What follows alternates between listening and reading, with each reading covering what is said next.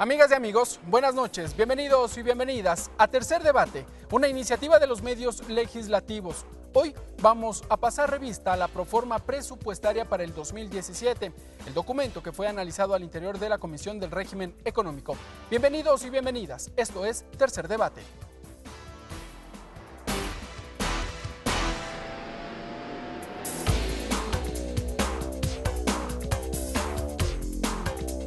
Tercer Debate, una producción de los medios legislativos. Ya está con nosotros el asambleísta Juan Cristóbal Lloret. Juan Cristóbal Lloret, ingeniero comercial, exgobernador de Azuay, asambleísta por la provincia de Azuay por el movimiento Alianza País, integrante de la Comisión del Régimen Económico y Tributario.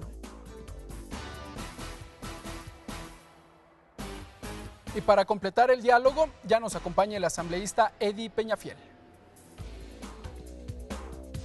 Edi Peñafiel, ingeniero agrónomo, ex viceprefecto de Orellana, asambleísta por la provincia de Orellana por el movimiento Pachacutic, integrante de la Comisión de Participación Ciudadana y Control Social. La proforma presupuestaria fue analizada al interior de la Comisión del Régimen Económico de la Asamblea Nacional. El debate está convocado al Pleno de la Asamblea Nacional para este día jueves a partir de las 8 de la mañana. Pero ¿cuáles son las cifras que componen este documento que está proyectado para los siguientes meses de lo que resta de este año? Lo vamos a revisar más en contexto. Vamos a las cifras. El monto de la proforma presupuestaria es de 36.818 millones de dólares, que representa un incremento del 8% respecto del 2016. Mucho de ese dinero está comprometido o ejecutado, pues se mantiene prorrogado por 8 meses el presupuesto del año anterior. Se cumple la norma fiscal y los ingresos permanentes son superiores en 1.096 millones de dólares respecto de los gastos permanentes. La deuda consolidada se ubica en el 29,4% a junio del 2017, por lo que no supera el 40% del Producto Interno Bruto. Del total de ingresos, 16.927 millones de dólares, equivalente al 46%, provienen de la recaudación tributaria. La asignación para los gobiernos autónomos descentralizados asciende a 3.207 millones de dólares, en cumplimiento de la norma que destina el 21% de los ingresos permanentes y el 10% de los no permanentes, que incluye la transferencia a los gobiernos autónomos descentralizados por nuevas competencias.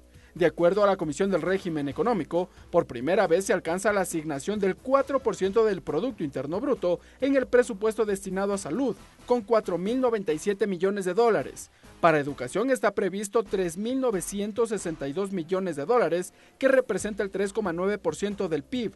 También se cumple con las preasignaciones constitucionales y legales para educación, ciencia, tecnología e innovación, que ascienden a 893 millones de dólares. La Comisión hizo visible la asignación para la consecución de los Objetivos de Desarrollo Sostenibles, que alcanzan los 16.717 millones de dólares, lo cual representa el 45,4% de la proforma del 2017, equivalente al 16,6% del PIB. Se destinan 2.052 millones de dólares para políticas de igualdad, en favor de niñez y adolescencia, equidad de género, adultos mayores, discapacitados y jóvenes.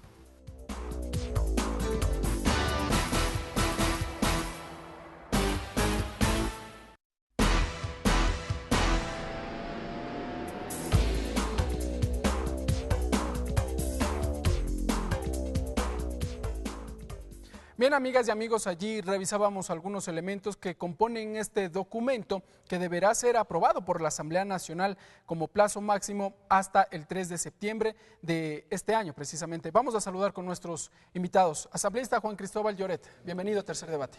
Gracias, un cordial saludo para ustedes, quienes nos siguen en televisión, en radio y también por redes sociales a través de la página de internet de la televisión legislativa. Un cordial saludo también a Eddie, colega asambleísta. Es un gusto participar de este programa. Gracias, asambleísta. Saludamos ya a asambleísta Eddie Peñafiel. Bienvenido a los medios legislativos, al programa Tercer Debate. Muchas gracias por la oportunidad que nos dan de debatir, de llegar pues a nuestros conciudadanos a rendir cuenta, ¿no?, de alguna manera de lo que estamos haciendo dentro de la Asamblea Nacional. Agradecerles a ustedes, insisto nuevamente por la oportunidad. Saludar también a mi colega Juan Lloret, asambleísta de la provincia de La Suay. Yo como representante de Orellana, pues listo, dispuesto a llevar de la mejor manera para que los ciudadanos sean los que al final de la jornada pues puedan entender claramente de lo que se trata de la proforma presupuestaria del año 2017. Muy bien, vamos a desmenuzar entonces este documento que tiene algunas cifras. Asambleísta Juan Cristóbal Lloret, echemos un primer repaso, un primer vistazo a este documento remitido ya por el Ejecutivo. Fue analizado al interior de la Comisión del Régimen Económico, se recibió a varias autoridades, entre ellos al ministro de Finanzas, Carlos de la Torre. ¿Cuáles son las observaciones que se recomiendan que se obtienen hasta el momento? Bueno, Ricardo, primero permítame expresar que detrás de esas frías cifras que se presentó en la televisión legislativa, que usted lo acaba de dar a conocer, precisamente están ciudadanos, o sea, son las personas que a través de un presupuesto general del Estado pueden beneficiarse de programas, de proyectos sociales que están incorporados en cada uno de los rubros, sobre todo a nivel de inversión y también a nivel de gasto. Elementos que se incluyen y que fueron mencionados en la campaña electoral. Sin duda, este presupuesto sobre todo, luego del análisis que se ha efectuado, le da continuidad a un proyecto que nos hemos planteado, que es el proyecto de la Revolución Ciudadana, que lo que busca en esencia es acortar esas brechas sociales que han existido en el Ecuador de manera histórica, es decir, cómo logramos un país más justo, más equitativo. Y uno de los preceptos importantes, conforme lo que establece el artículo 280 de la Constitución, este presupuesto general del Estado corresponde a poder apuntalar el régimen del buen vivir, pero sobre todo a grandes objetivos nacionales. ¿Cómo es esto posible? Esto es posible porque toda la planificación del Estado, desde que inició la Revolución Ciudadana, hemos tomado en serio la planificación del Estado. Y en base a esa planificación nos hemos planteado esos planes de desarrollo y también esos grandes objetivos nacionales. Pero este plan adicionalmente tuvo la comparecencia de un delegado de Naciones Unidas que planteaba la posibilidad de tener objetivos de desarrollo sostenible. Se plantearon 17 objetivos de desarrollo sostenible durante estos años de Revolución Ciudadana y precisamente cada uno de esos objetivos de desarrollo sostenible han sido enmarcados dentro de este presupuesto. Y es así que alrededor de 17.000 millones de dólares están enmarcados en 3 objetivos fundamentales. El primero es el objetivo 3, que busca en esencia promover el bienestar. El segundo tiene que ver con el objetivo 4, que busca generar las condiciones necesarias para lograr un aprendizaje de carácter general, es decir, invertir en educación, que todos los ciudadanos tengan las mismas oportunidades, independientemente de su condición económica. Si es que tengo o no tengo recursos, el Estado garantiza ese derecho. Y aquí se encuentra en cuanto a la asignación de recursos para los institutos superiores, las universidades, tal vez. Así es, y conforme lo que establece la Constitución. En la transitoria 18ª y en la transitoria 22ª se establecen preasignaciones dentro del presupuesto general del Estado. Muy bien. Asambleísta, vamos con Eddie Peñafiel ahora. Legislador, ¿cuáles son las observaciones que se tienen de este documento? Que ya se empiezan a esbozar algunas cifras. Se establecen los rubros tanto para educación cuanto también para salud. En la parte primera hablaba el legislador Juan Cristóbal Lloret. Bueno, de manera responsable nosotros hemos analizado tanto como Pachacuti como Bancada de Integración Nacional la proforma presupuestaria que se nos ha sido remitida y que ha sido pues debidamente canalizada, analizada en la Comisión de lo Económico de la Asamblea Nacional.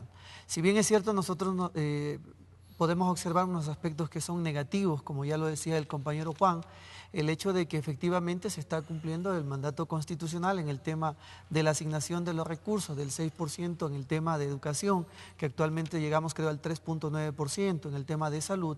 Sin embargo, creemos que también nos preocupa sobremanera el hecho de que gran porcentaje del presupuesto general pues va orientado al pago de la deuda externa y también lo que nos había mencionado el presidente Moreno cuando estuvo aquí en el día de su posesión, es de que iba a haber austeridad y que obviamente pues, los gastos de corriente sobre todo iban a ser disminuidos. Entendemos que obviamente la proforma fue presentada ahora en el mes de julio, que ya tienen un 39% aproximadamente de su ejecución, y eso ha hecho que de alguna manera no se pueda presentar una propuesta totalmente nueva, una propuesta que responda totalmente a los planteamientos, inclusive a las ofertas de campaña del presidente Moreno. ¿Ustedes creen, asambleísta, que en un primer momento la proforma presupuestaria no cumpliría con los preceptos tanto para educación, salud, en lo que resta de este año? No, al contrario, nosotros decimos que sí, de acuerdo a lo que está planificado, al menos está cumpliendo los preceptos constitucionales, e insisto, eso nos parece a nosotros positivo porque se está cumpliendo con el mandato constitucional. El 0.5% de incremento del PIB, tanto en salud y educación, nosotros resaltamos ello porque a la final se está invirtiendo de acuerdo, insisto, a lo que manda el marco constitucional. Sin embargo, nosotros, si yo vengo de una provincia amazónica, de la provincia de Orellana, en donde justamente, por ejemplo, estamos debatiendo en estos días el tema de la ley especial de circunscripción territorial amazónica, y sin embargo, a pesar de que es la provincia que en gran porcentaje nutre de recursos importantes al país, sin embargo, no tenemos una universidad, y este es un mal de toda la región amazónica. Entonces también hay que hacer un análisis al respecto local de qué es lo que está pasando con este tema. Correcto. ¿No? Asambleístas, vamos a revisar una primera información en donde mencionamos sobre el monto de la proforma presupuestaria, las cifras globales. Les tenemos realizado este primer cuadro donde les vamos a presentar algunos elementos. Vamos a analizar entonces. La proforma presupuestaria para el 2017 tiene un monto total de $36.818.000. Esto representa un incremento del 8% respecto del año 2016. Cuando hablamos de un incremento, ¿a qué hacemos referencia, asambleísta Juan Cristóbal Lloret? Bueno, permítame primero puntualizar algunos elementos con relación a la intervención anterior. La Constitución en las transitorias que acabé de mencionar en la 22ª y en la 18ª, establece preasignaciones para salud y educación. Aquí hay un elemento que es importante. Para salud se establece que se tiene que incorporar el 0.5% del PIB hasta llegar a un 4% de ese PIB. Este incremento es de forma anual. Anual. Entonces, aquí hay una meta que es fundamental. El Ecuador ha llegado a ese 4% anual con relación a su PIB. Es decir, hay alrededor de 4.000 millones de dólares que se invierten en salud. ¿Pero qué garantiza esto? Garantiza derechos que tienen los ciudadanos a poder acceder en función de ese régimen del buen vivir, en poder acceder a salud gratuita. Es decir, la ciudadanía puede acudir a los centros de salud, la creación de nueva infraestructura, medicinas tal vez. Se incorpora lo que tiene que ver en inversión y también en gasto corriente, son más médicos, más enfermeras. Hace un momento se decía. Antes de pasar, asambleísta, les invito, legisladores, a hacer una primera pausa para ir continuando con el desarrollo de esta información. Amigas y amigos, esto es Tercer Debate, una producción de los medios legislativos.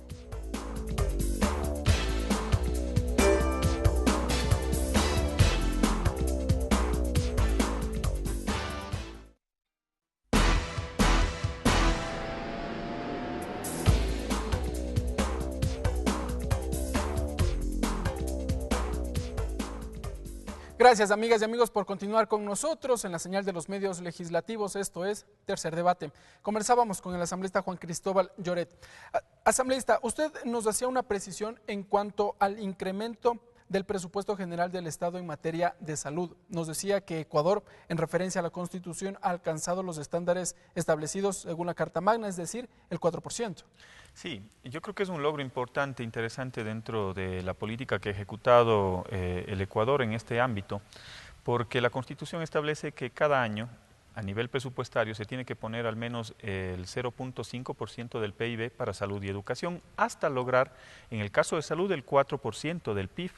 y en el caso de educación el 6% del PIB. En el caso de salud, ¿se cumple ya? ¿Estamos en el 4%? Estamos en el 4%, ese es un logro importantísimo que vale la pena rescatar, porque sobre todo lo que garantiza, como decíamos hace un momento, son derechos para los ciudadanos, para nuestros habitantes. ¿Y esto en qué se traduce, asambleísta? La ciudadanía, ¿cómo puede observar que efectivamente desde el Estado central se entregan los recursos suficientes en materia de salud? Bueno, nosotros lo hemos podido evidenciar. En mi caso, en la provincia de La Suay, tenemos estándares en los cuales el Ministerio de Salud Pública tiene que cumplir. Siempre hay muchas cosas por mejorar, es decir, los niveles y las coberturas en salud pública han avanzado muchísimo. Fíjese usted solo el tema de las enfermedades catastróficas.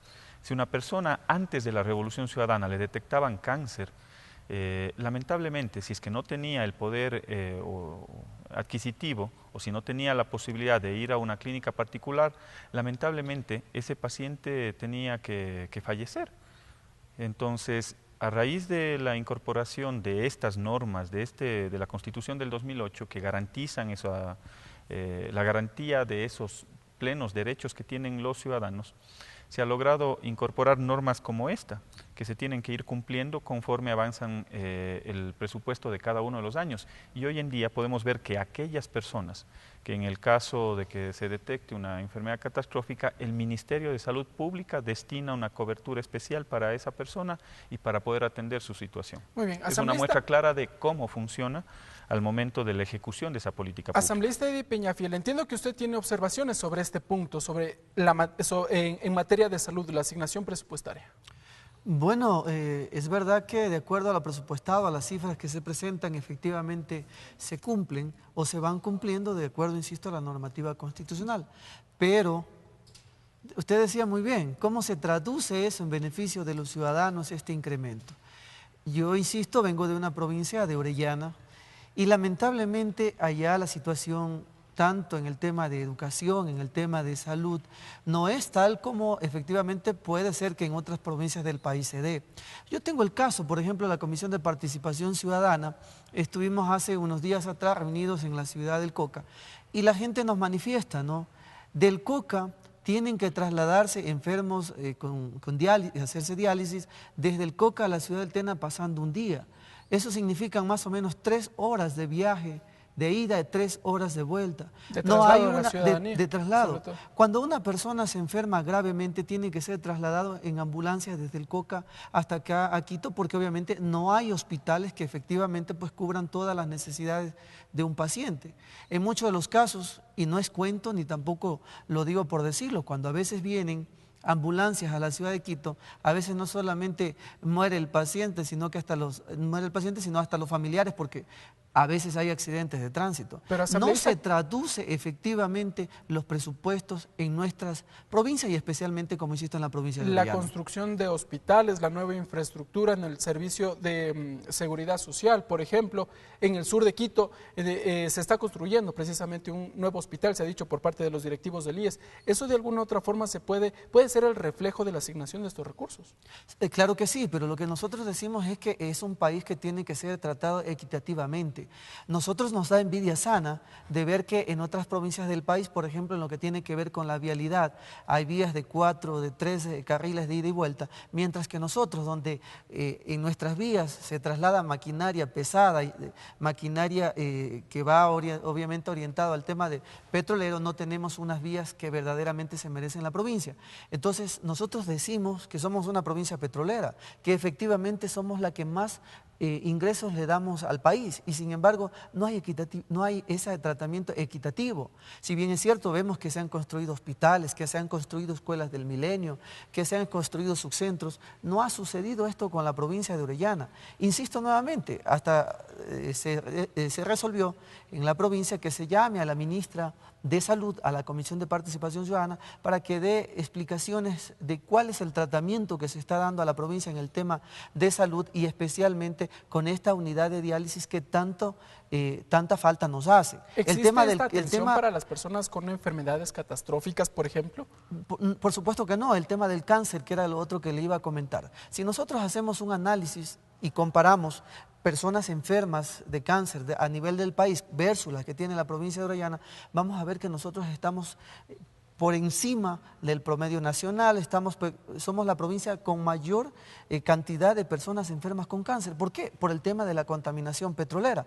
No decimos que es de ahora, es una contaminación petrolera que viene desde hace muchos años atrás. Muy bien. Las aguas residuales, el tema de la quema del gas que sale de los pozos petroleros. Entonces, lo que exigimos también es que, así como se cumple a nivel del país las cifras macroeconómicas, también eso se traduzca en beneficio de los ciudadanos de la provincia. Muy bien. Asambleísta Cristóbal Lloret, ¿qué decir ante esta realidad? Usted al inicio de la entrevista nos decía que detrás de estas cifras hay vidas humanas. ¿Qué decir ante esta realidad que la plantea el legislador Peñafiel?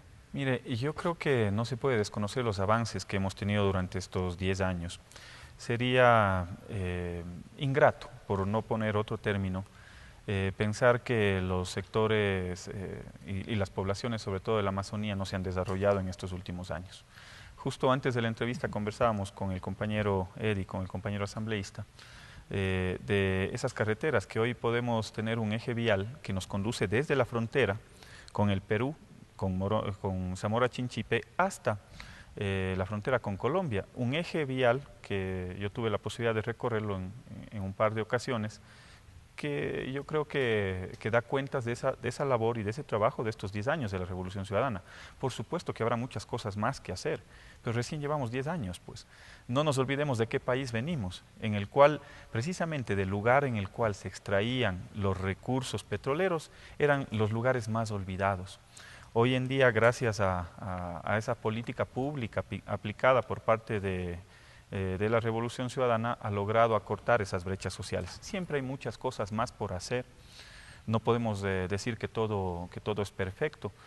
Todo es perfectible en el tiempo y por eso se tiene que... Con inversión. Por supuesto, y ahí nuestra labor como legisladores es garantizar que aquellos recursos que necesitan los sectores sociales más vulnerables estén plasmados en el presupuesto general del Estado. Por eso es importante que se haya cumplido esa meta del 4% del PIB, porque nos permite seguir construyendo los hospitales que requiere la provincia de Orellana, porque nos permite seguir manteniendo y sosteniendo al personal médico, las enfermeras que están laborando durante estos años. Y había un elemento adicional, le escuchaba que en esta proforma, yo ahí tengo que rescatar un tema que es fundamental. Los ingresos permanentes de esta proforma financian los gastos permanentes. Se cumple esta ecuación, si se quiere, que fue establecido durante estos 10 últimos años del gobierno de la denominada Revolución Ciudadana. Sin duda alguna, y eso está establecido en la ley también, a través del Código Orgánico de Planificación y Finanzas Públicas,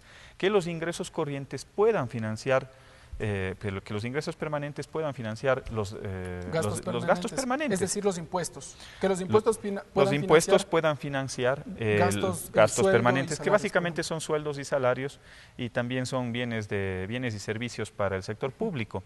Y alguien decía que esa proforma, que en la proforma estaba alrededor de 9.000 millones de dólares en sueldos y salarios. ¿Por qué es esta cifra?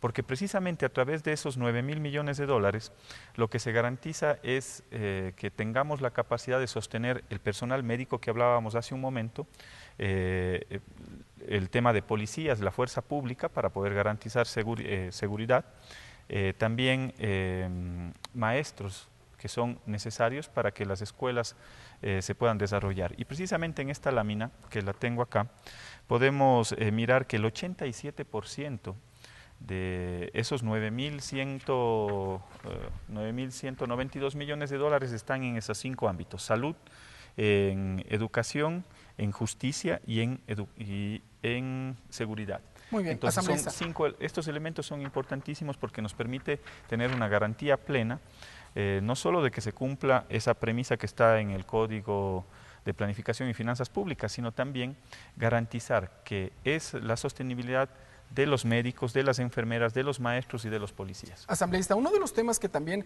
ha concitado el debate al interior de la Comisión del Régimen Económico es sobre la denominada deuda que mantiene el Estado ecuatoriano, la deuda consolidada. En el siguiente gráfico vamos a observar cómo se ubican estos rubros y de lo que se ha conocido al interior de la Comisión del Régimen Económico, estas cifras estarían muy por debajo, se ha dicho, debajo del límite establecido precisamente en el Código de Finanzas Público, en el Código de Planificación y Finanzas Público. Vamos a revisar estos elementos en el siguiente cuadro.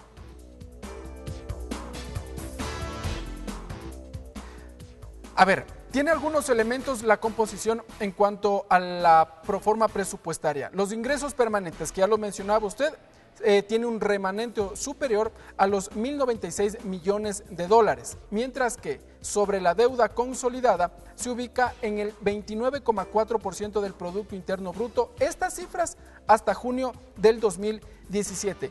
Asambleísta Lloret, y la pregunta es directa.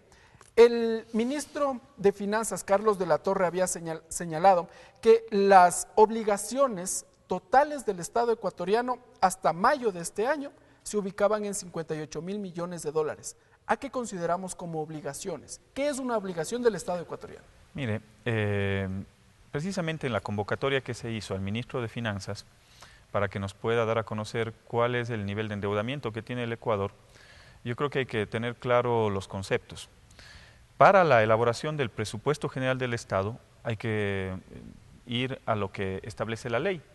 Y la ley, precisamente en el artículo 124 del Código Orgánico de Planificación y Finanzas Públicas, dice claramente que la deuda no podrá sobrepasar el 40% del Producto Interno Bruto. Pero según las cifras, o al menos cuando en un primer momento señaló el ministro Carlos de la Torre, los 58.000 millones estarían muy por encima de estas cifras. Y voy a la siguiente reflexión. Hay que tener claro dos conceptos. El uno es deuda consolidada. La deuda consolidada es la que se utiliza para la elaboración del presupuesto general del Estado en función de ese artículo y también del 123 del reglamento, en el cual claramente dice qué es deuda pública para poderlo incorporar dentro del presupuesto general del Estado. Eso se llama deuda consolidada. ¿Lo que tiene que pagar a mediano plazo o a corto plazo el Estado ecuatoriano? No, no necesariamente, porque ahí está el histórico de la deuda hacia los años subsiguientes. Pero lo que se ha dado a conocer, algunas cifras por parte del ministro de Finanzas y del mismo presidente Lenín Moreno, tiene relación con la deuda agregada, es decir, son otros componentes también de la deuda. Le pongo un ejemplo. En la deuda agregada están las deudas que tienen los gobiernos autónomos descentralizados, por ejemplo. El municipio de Quito, que tiene a su cargo la construcción del metro, tuvo que recurrir a un financiamiento extranjero. Ese valor también está incorporado dentro de los 41.000 millones de dólares, cerca de 42.000 millones de dólares que lo anunció el ministro de Finanzas y el presidente Moreno. El municipio de Cuenca, que está construyendo el tranvía, ahí hay una deuda de más de 100 millones de dólares con el gobierno francés que también están incorporados en esas deudas. Y también incorporaron algunos otros valores que lo denominaron contingentes. Es decir, si el día de mañana el Estado ecuatoriano pierde un juicio que se está ventilando en alguna sala internacional, también consideraron esos valores. Es decir, son valores que pueden ser probables de pago o que no. Va a depender si es que se gana o no ese juicio. Entonces, yo creo que hay que tener claro los conceptos. La deuda consolidada sirve para la elaboración del presupuesto general del Estado y la deuda agregada sirve para saber cuáles son esas interrelaciones entre los diferentes, entre el sector público, gobiernos autónomos descentralizados y otras instancias. Muy bien. Asambleísta Eddie Peñafiel, ¿cómo entendemos entonces? Finalmente, ¿el Estado ecuatoriano mantiene la deuda? ¿Estamos por debajo de los límites legales? ¿Cuál es la situación desde su visión? Antes que eso quería hacer un comentario sobre el bloque anterior, nada más, pequeño. En el sentido de que hemos identificado que efectivamente gran parte del presupuesto general del Estado va asignado al pago de sueldos para salud, para educación y entre esos para seguridad. Y no hay que olvidarse, y que eso hay que reconocer que el presidente de la República, Lenín Moreno, dijo que no va a implementar el tema de la seguridad contemplado en el libro 3 del Código de Seguridad Ciudadana. Entonces, es importante que no se lo haya incluido porque si no el gasto, en vez de crecer cada día, lo que veríamos es incrementarlo más. ¿Existe más burocracia? Más burocracia, exactamente.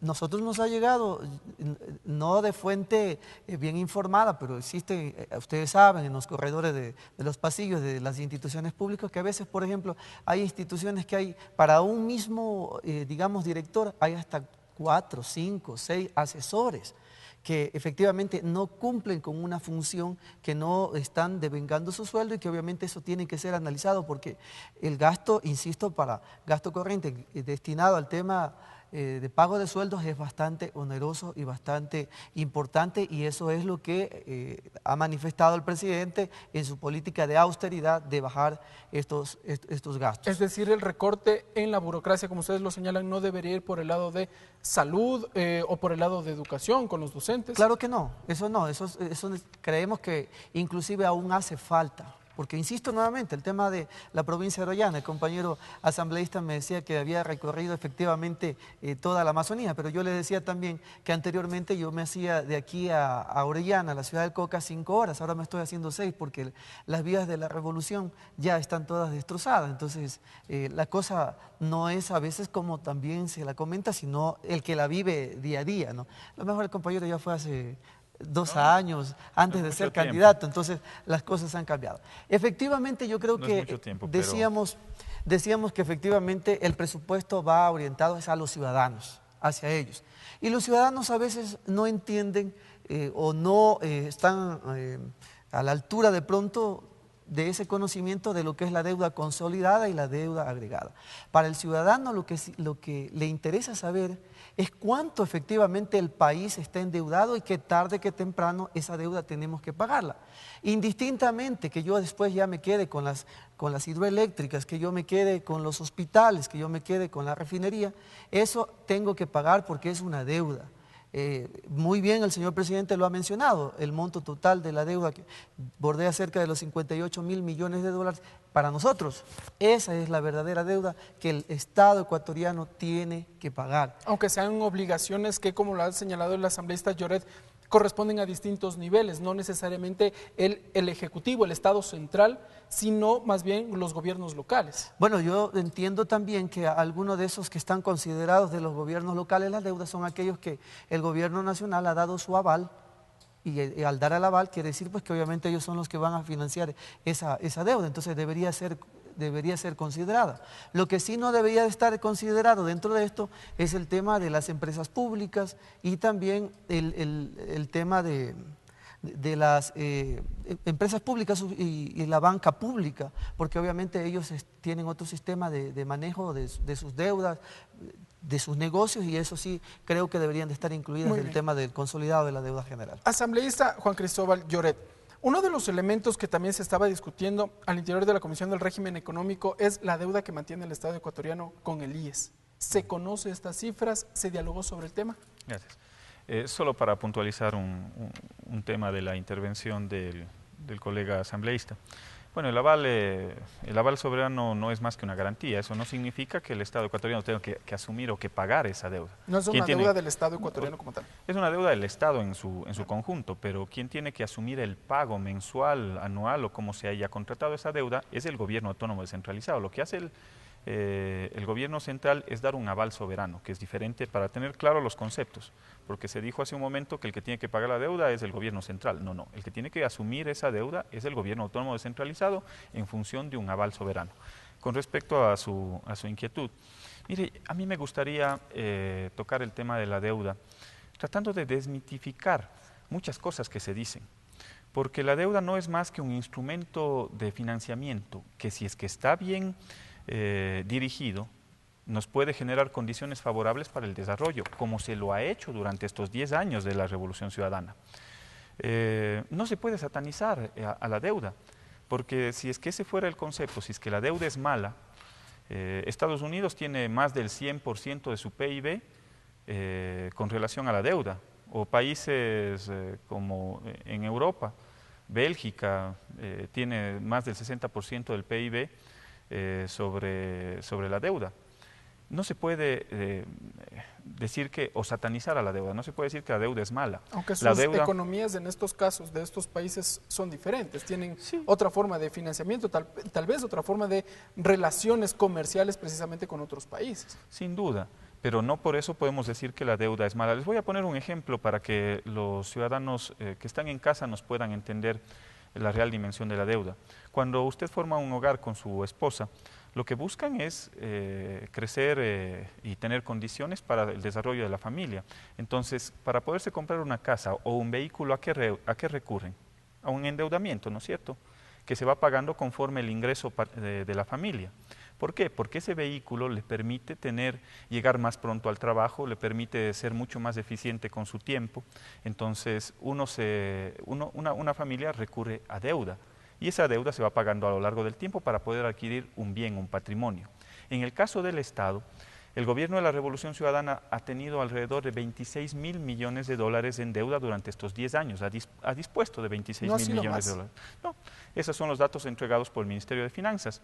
Pero ¿qué hemos logrado con esos 26.000 millones de dólares? Tener condiciones habilitantes para que el Ecuador pueda avanzar, construir hidroeléctricas para tener soberanía energética y lograr que los inversionistas puedan invertir en el Ecuador, los inversionistas extranjeros y nacionales, porque antes dependíamos de la termoelectricidad, de las barcazas que estaban parqueadas al frente del Golfo de Guayaquil. Lograr invertir en proyectos multipropósito que nos permite tener condiciones habilitantes para que el agro se pueda desarrollar en la costa y cuando llegue un invierno no tengamos que sufrir las consecuencias que conlleva este fenómeno natural. Y eso es accediendo a créditos, asambleísta, con los multilaterales en distintos países. Y allí la crítica viene precisamente a los intereses y a los plazos a los que ha accedido Ecuador para obtener esos créditos. Bueno, primero decir que durante estos años esos créditos han logrado financiar esas condiciones habilitantes para que el Ecuador pueda crecer. ¿Cuál ha sido la deuda? Le acabo de decir los datos, alrededor de 26.000 millones de dólares que ha dispuesto la Revolución Ciudadana en deuda. ¿Cuál ha sido la tasa de interés? La tasa de interés es esta de aquí. La tasa de interés ponderada de la deuda es el 5.87%. O sea, ese es otro de los mitos que se cae, porque habían algunos sectores de oposición que decían que el costo de la deuda supera el 9-10%. Pueden ser algunos tramos de la deuda, pero esos tramos en ponderado, estos son los valores reales.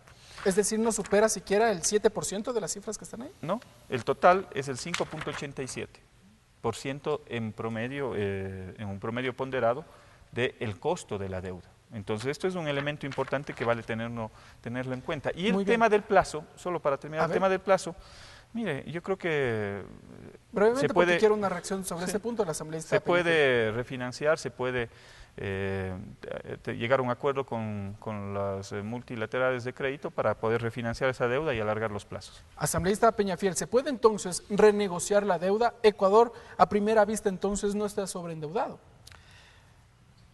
Efectivamente, yo creo que la deuda no hay que satanizarla porque todo mundo en algún momento accedemos a un crédito para comprar, para adquirir lo que nosotros estemos necesitando. El tema es en qué condiciones efectivamente se hace la deuda, el uso que se le da a la misma y efectivamente el tema de intereses es un tema muy importante porque efectivamente no creo que solamente viene de sectores de la oposición en el sentido de que se ha criticado de que no es 9 ni 10, a veces hasta el 11% el tema de los intereses de la deuda, sino que efectivamente pues hay analistas económicos que lo manifiestan. Es posible que alguno de los tramos de la deuda tenga las cifras que menciona el colega asambleísta, pero en términos generales no creo y no coincido que efectivamente sea el promedio de los intereses de la deuda.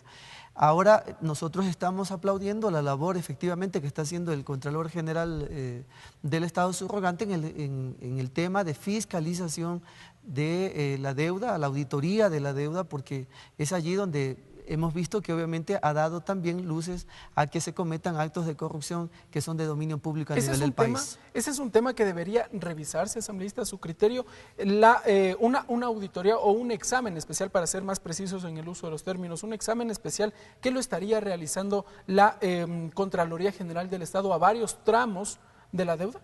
Efectivamente, nosotros pudimos, y yo pude estar presente el día que estuvo el Contralor General del Estado, fue muy claro en decir que no se va a volver a repetir lo que ya se ha auditado porque han habido ciertas limitaciones en ciertos tramos de la deuda que no se las auditó en su debido momento y que ahora se la va a complementar. Que de ninguna manera se está haciendo una auditoría de la auditoría que ya se efectuó. Hay unos tramos que no han sido auditados en los últimos años y asimismo se le preguntó que por qué son los últimos 7 años. Es porque precisamente la ley le manda que sean los últimos 7 años lo que la Contraloría tiene para auditar. Sobre este punto, una reacción de la asambleísta Lloret.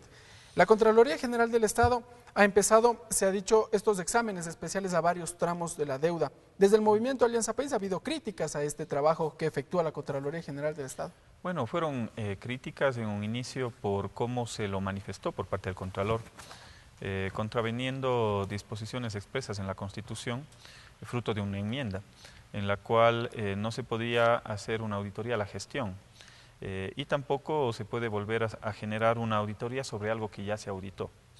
Entiendo que en la comparecencia del Contralor aclaró cuál era el alcance de esa auditoría y, por supuesto, si es que hay algunos años en los cuales no se ha auditado la deuda, tiene toda la posibilidad de hacerlo. ¿No le genera temor al movimiento Alianza País que se revisen estas cifras, la deuda sobre todo de los últimos 10 años? No, para nada, porque como le acabé de decir hace un momento, yo en algo sí coincido, hay que mirar en qué o para qué se utiliza esa deuda. En el caso de la experiencia ecuatoriana, esa deuda se ha aplicado precisamente para generar condiciones habilitantes para el desarrollo, es decir, infraestructura que requiere el Ecuador, a diferencia de lo que ocurría en las épocas anteriores, en la cual se utilizaba la deuda para poder pagar temas corrientes, lo cual ya no se puede hacer en función de lo que establece el Código de Finanzas Públicas, pero sobre todo aquí hay un elemento importante. Esa deuda ha servido para que el Ecuador pueda tener un patrimonio, según información del mismo Ministerio de Finanzas, de alrededor de 400.000 millones de dólares. Es en el ejemplo que le ponía de una familia. Por el tema de las carreteras hidroeléctricas, entiendo, hospitales. El patrimonio, sí, patrimonio del Ecuador en soberanía energética, en escuelas, en hospitales, en centros, en subcentros, en carreteras y en toda la obra pública, podría llegar alrededor de 400.000 millones de dólares. En el caso del ejemplo que ponía de una familia, lo que busca una familia es progresar, tener su casa, tener su vehículo, y para eso requiere recurrir a deuda. ¿Para qué? Para incrementar su patrimonio, el patrimonio de la familia. En el caso del Estado sucede lo mismo. Y aquí hay un tema claro. El dato que yo les mencionaba hace un momento habla de un 5.87% de interés ponderado de la deuda. La deuda externa es el 6%, la deuda interna está al 5.51 y el total es el 5.87, para tenerlo claro.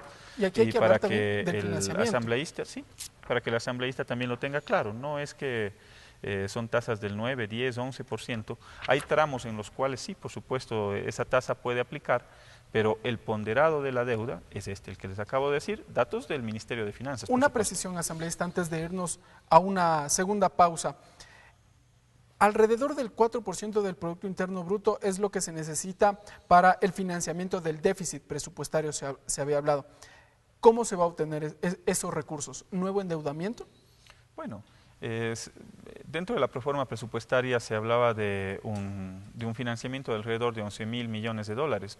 Si no se logra ajustar o concretar, la variable de ajuste cuando hay un déficit siempre va por el lado de la inversión, es decir, se puede acortar algunos temas de inversión pública para poder cubrir con las necesidades del presupuesto general del Estado. Es decir, construcción tal vez en viviendas. Podría ser una de las variables de ajuste si es que no se logra ese financiamiento de los 11.000 millones de dólares, que por cierto, en la proforma presupuestaria revisamos cómo se iba a financiar y gran parte de ese financiamiento es colocación de bonos a nivel externo y también ¿emisión de nuevos bonos, sí, dice usted? ¿En los próximos días, en los próximos meses tal vez?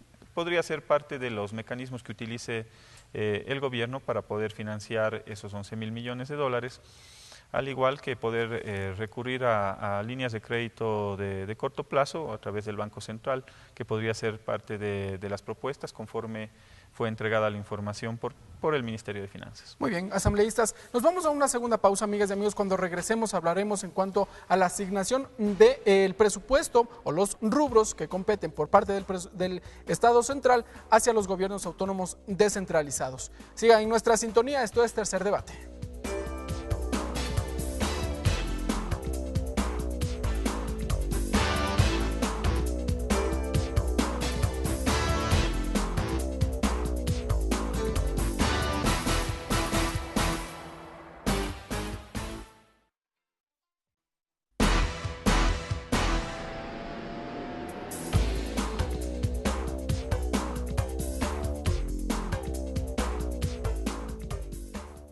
Bien, amigas y amigos, gracias por continuar con nosotros en la señal de la radio y la televisión de la Asamblea Nacional y también por los medios legislativos, las redes sociales a través de Facebook y también Twitter. Amigas y amigos, vamos a revisar ahora, asambleístas, también les invito, la información que se proyecta en el siguiente cuadro. Esto obedece al total de ingresos que equivalen por la recaudación tributaria. La vamos a proyectar en este momento. De acuerdo al informe elaborado por la Comisión del Régimen Económico, del total de ingresos, es decir, 16.927 millones de dólares, que equivale al 46%, provienen precisamente de la recaudación tributaria. La asignación para los gobiernos autónomos descentralizados asciende a 3.207 millones de dólares. Se cumple la norma que destina el 21% de los ingresos permanentes y el 10% de los no permanentes.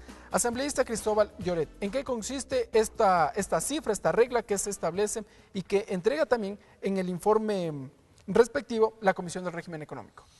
Bueno, sí, conforme a lo que está dispuesto en la Constitución, precisamente en el artículo 271, los GATS deben recibir al menos el 5% de los ingresos no permanentes y al menos el 15% de los permanentes, es decir... De los no permanentes. De los no permanentes el 5%, al menos el 5%, y de los permanentes al menos el 15%. En los permanentes están impuestos, tributos, tasas, y en los no permanentes básicamente el tema petrolero. Yo creo que es importante y es una regla que se ha seguido dentro del presupuesto general del Estado, que debemos decirlo que se ha cumplido también, por lo tanto se está verificando el cumplimiento de un mandato constitucional en función del artículo 271. Eso significa que los GATS dispondrán de los recursos que, si comparamos con el año anterior, hay una pequeña disminución de alrededor del 3%, me parece, en la asignación. Esto se ajusta cada 4 meses, es decir, si las condiciones, ya sea de los ingresos no permanentes, varían, si el precio del petróleo sufre un incremento y tenemos un ingreso mayor, eso se liquida cada 4 meses, es decir, los gobiernos autónomos descentralizados podrían recibir un valor mayor o un valor inferior en función básicamente de los ingresos no permanentes. Correcto. Asambleísta Peñafiel, entonces, aquí me parece que corresponde a lo que iniciábamos este diálogo en cuanto a los ingresos que recibirán los gobiernos autónomos descentralizados. ¿Qué expectativa mantiene la Amazonía ecuatoriana, sobre todo a través de esta regla fiscal? Bueno, hay que decirlo que nosotros creemos que los ingresos que están considerados son bastante ambiciosos. Esperemos que por el bien del país, efectivamente, que obviamente hay que entender que es una presupuestación de lo que puede suceder, ¿no? Estamos viendo que el barril del petróleo está presupuestado a 41,69. Esperemos que obviamente esta situación de lo que está atravesando los Estados Unidos por el huracán y todo esto haga que mejore sustancialmente los precios del barril de petróleo y que esto beneficie no solamente a la Amazonía, sino también a todo el país. Pero ustedes mencionaban a través de la ley 010 que existe una recaudación, el 1% por el precio del barril del petróleo es lo que reciben actualmente los gobiernos de la Amazonía ecuatoriana. Pero a través de la ley de circunscripción territorial amazónica existe este incremento a $2 por el precio del barril de petróleo. Bueno, lo que efectivamente a través de la ley 010, que es la ley especial, la ley para el ecodesarrollo regional amazónico, recibimos $1 por cada barril que se produce y se comercializa, indistintamente de cómo esté el precio internacional del barril de petróleo. Con la propuesta que se está enmarcando, y que dicho sea de paso, es la única ley que estaba considerada en la Constitución aprobada en el 2008, que hasta la vez no se la aprueba, que está considerada en el artículo 250 de la Constitución. Es la aspiración de los amazónicos por justicia, por derecho, por equidad, es de que se plantea al menos que sea un 5% como para entrar en un proceso de diálogo o negociación. ¿5% o $5? No, 5%. 5%, si lo multiplicamos a $41 que está el barril, más o menos nos está dando $2, es decir, estamos incrementando más o menos $1 de lo que actualmente estamos percibiendo. Además, como es una ley especial amazónica y no solamente tiene que ser un traslado de la ley 010 a la ley de circunscripción territorial especial amazónica, sino que deben de ser considerados otros ingresos adicionales que estamos planteando nosotros, como por ejemplo... ¿Mañana en el Pleno plantearán esta situación como una observación al Ejecutivo? Bueno, nosotros entendemos que, bueno, la ley todavía está en análisis la próxima semana. La semana pasada ya también estuvo en las provincias del sur, amazónicas, la Comisión de Biodiversidad. El lunes, martes y miércoles van a estar en Napo, Orellana y Sucumbíos haciendo la socialización de la misma. Al presupuesto del año 2017 ya no le va a afectar. Lo que sí vamos a estar pendientes es de que todas estas justas aspiraciones estén consideradas dentro del presupuesto del año 2018.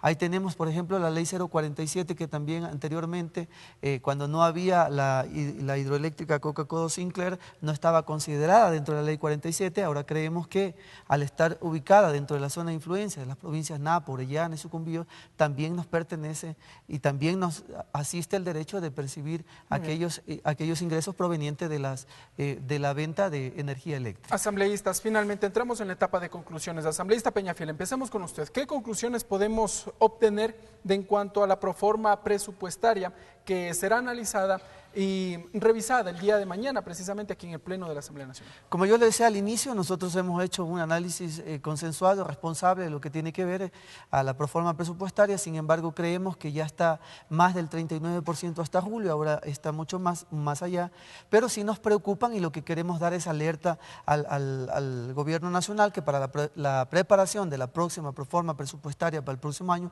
efectivamente se considere importante algunos aspectos, como por ejemplo la reducción del gasto público, el tema del endeudamiento, el que se considere verdaderamente el pago a los jubilados, a los incentivos de los jubilados, tanto maestros, salud.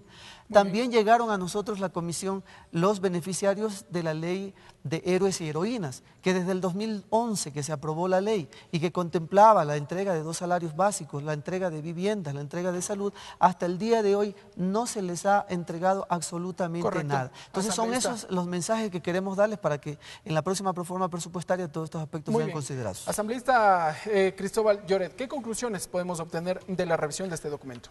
Bueno, como conclusiones generales, decir que este presupuesto cumple con los parámetros que están establecidos en la Constitución en cuanto a asignaciones, en cuanto a porcentajes de deuda, límite de endeudamiento, que por cierto fue colocado por nuestro propio gobierno. Si ustedes revisan cómo se manejaba la deuda en los gobiernos anteriores, nos vamos a quedar asustados. Fíjense ustedes, esta es la deuda consolidada del PIB para los que nos ven por redes sociales y por televisión. Año 2000 al año 2017. Llegamos a tener el 65% de deuda consolidada. Es decir, no se llega ni siquiera a lo que eran años atrás. A lo que eran incluso años atrás, gobiernos anteriores del año, podríamos decir que estamos al igual que en el 2005, con niveles similares. Este ha sido el comportamiento de la deuda. Finalmente, asambleísta, una última conclusión. Una última conclusión. Brevemente. Decir que esperamos por el bien del Ecuador, que la economía se comporte como se lo ha venido comportando durante estos meses con crecimientos importantes. Se estima que la economía va a crecer un 0.7% del PIB, eso es positivo por el bien del Ecuador.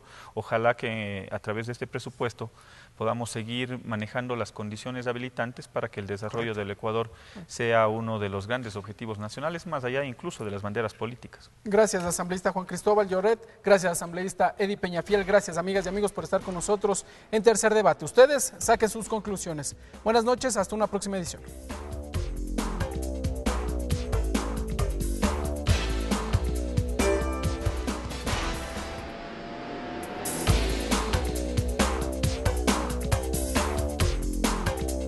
Tercer Debate, una producción de los medios legislativos.